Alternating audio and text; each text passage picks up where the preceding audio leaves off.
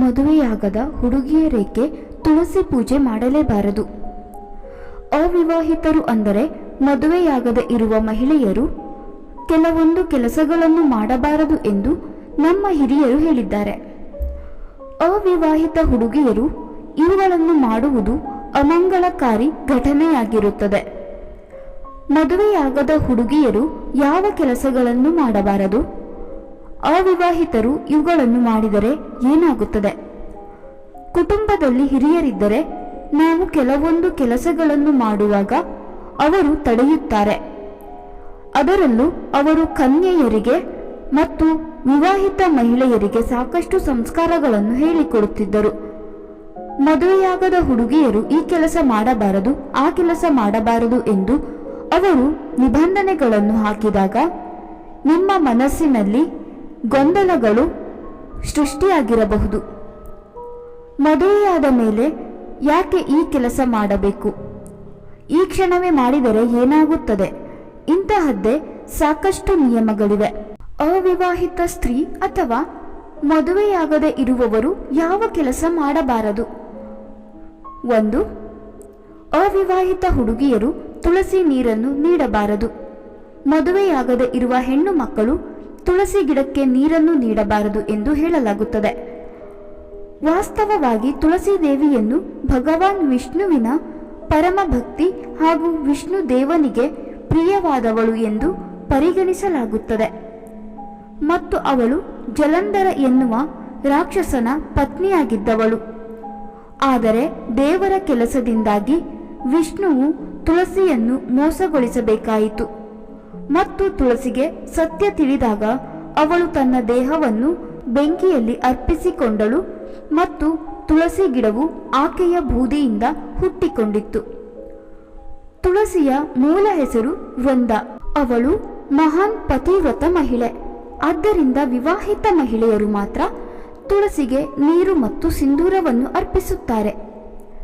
ಇದರಿಂದಾಗಿ ಆಕೆಯ ಪತಿ ದೀರ್ಘಾಯುಷ್ಯವನ್ನು ಪಡೆದುಕೊಳ್ಳುತ್ತಾನೆ. 2. ಅವಿವಾಹಿತ ಹುಡುಗಿಯರು ಕಾಲುಂಗುರ ಧರಿಸಬಾರದು. ಕಾಲುಂಗುರ ಎಂಬುದು ಉಂಗುರದಂತಹ ಆಭರಣವಾಗಿದ್ದು ಅದನ್ನು ವಿವಾಹಿತ ಮಹಿಳೆಯರು ತಮ್ಮ ಕಾಲು ಬೆರಳುಗಳಿಗೆ ಧರಿಸುತ್ತಾರೆ. ಮದುವೆಯ ನಂತರ ವಿವಾಹಿತ ಸ್ತ್ರೀ ಕಡ್ಡಾಯವಾಗಿ ಕಾಲುಂಗುರ ಧರಿಸಬೇಕೆಂದು ಹೇಳಲಾಗುತ್ತದೆ. ಆದರೆ ಮದುವೆಯಾಗದ ಹುಡುಗಿಯರಿಗೆ ಅವರು ಮದುವೆಯಾಗುವವರೆಗೆ ಕಾಲುಂಗುರ ಧರಿಸುವುದನ್ನು ಮಂಗಳಕರವೆಂದು ಪರಿಗಣಿಸಲಾಗುವುದಿಲ್ಲ. ವಾಸ್ತವವಾಗಿ ಕಾಲುಂಗುರವು ಮಕ್ಕಳ ಸಂತೋಷಕ್ಕೆ ಸಂಬಂಧಿಸಿದೆ ಎಂದು ಪರಿಗಣಿಸಲಾಗುತ್ತದೆ. ಇದು ಗರ್ಭಾಶಯದ ಮೇಲೆ ಪರಿಣಾಮ ಬೀರುತ್ತದೆ ಎನ್ನುವ ನಂಬಿಕೆ ಇದೆ. ಈ ಕಾರಣಕ್ಕಾಗಿ ಕಾಲುಂಗುರವು ವಿವಾಹಿತ ಮಹಿಳೆಯರೊಂದಿಗೆ ಸಂಬಂಧವನ್ನು ಹೊಂದಿದೆ. 3. ಅವಿವಾಹಿತ ಹುಡುಗಿಯರು ಕೂದಲು ತೆರೆದಿಟ್ಟುಕೊಳ್ಳಬಾರದು, ಬಿಟ್ಟುಕೊಂಡಿರಬಾರದು. ಕೂದಲು ತೆರೆದು ಮಲಗಬಾರದು ಎಂದು ಮನೆಯ ಹಿರಿಯರು ಆಗಾಗ ಹೇಳುತ್ತಿರುತ್ತಾರೆ. ವಾಸ್ತವವಾಗಿ ನಕಾರಾತ್ಮಕ ಶಕ್ತಿಗಳು ಈ ಮೂಲಕ ಪ್ರಾಬಲ್ಯ ಸಾಧಿಸಬಹುದು ಎಂಬ ನಂಬಿಕೆ ಇದೆ. ಇನ್ನೊಂದು ಕಾರಣದ ಪ್ರಕಾರ ಅದು ಕೂದಲಿನ ಆರೋಗ್ಯಕ್ಕೂ ಸಂಬಂಧಿಸಿದೆ. 4. ಅವಿವಾಹಿತ ಹುಡುಗಿಯರು ಸಿಂಧೂರ ಇಡಬಾರದು. ಅವಿವಾಹಿತ ಹುಡುಗಿಯರಿಗೆ ಸಿಂಧೂರವನ್ನು ಹಚ್ಚಿಕೊಳ್ಳಬಾರದು ಎನ್ನುವ ನಂಬಿಕೆ ಇದೆ.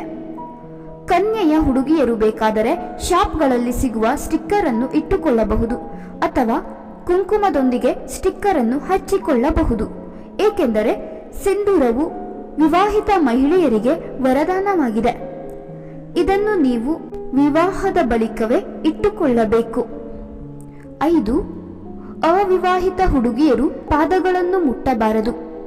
ಸಾಮಾನ್ಯವಾಗಿ ಚಿಕ್ಕ ಹುಡುಗಿ ಯಾರೊಬ್ಬರ ಪಾದಗಳನ್ನು ಮುಟ್ಟಲು ಪ್ರಾರಂಭಿಸಿದಾಗ ನಮ್ಮ ದೇಶದಲ್ಲಿ ಪಾದಗಳನ್ನು ಮುಟ್ಟಬಾರದು ಎನ್ನುವ ನಂಬಿಕೆ ಇದೆ. ವಾಸ್ತವವಾಗಿ ಕನ್ಯೆ ಹುಡುಗಿಯರನ್ನು ದೇವಿಯ ರೂಪವೆಂದು ಪರಿಗಣಿಸಲಾಗುತ್ತದೆ ಮತ್ತು ಅವರನ್ನು ಪೂಜಿಸಲಾಗುತ್ತದೆ.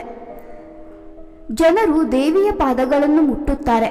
ಅಂತಹ ಪರಿಸ್ಥಿತಿಯಲ್ಲಿ ಅವಿವಾಹಿತ ಹುಡುಗಿಯರು ಪಾದಗಳನ್ನು ಮುಟ್ಟಬಾರದು. ಸ್ನೇಹಿತರೆ, ಈ ಮಾಹಿತಿ ನಿಮಗೆ ಇಷ್ಟವಾಗಿದ್ದಲ್ಲಿ ದಯವಿಟ್ಟು ಈ ವಿಡಿಯೋಗೆ ಒಂದು ಲೈಕ್ ಮಾಡಿ, ಶೇರ್ ಮಾಡಿ ಹಾಗೂ ನಮ್ಮ ಚಾನಲ್ಗೆ ಸಬ್ಸ್ಕ್ರೈಬ್ ಮಾಡಿಕೊಳ್ಳಿ. ಧನ್ಯವಾದಗಳು.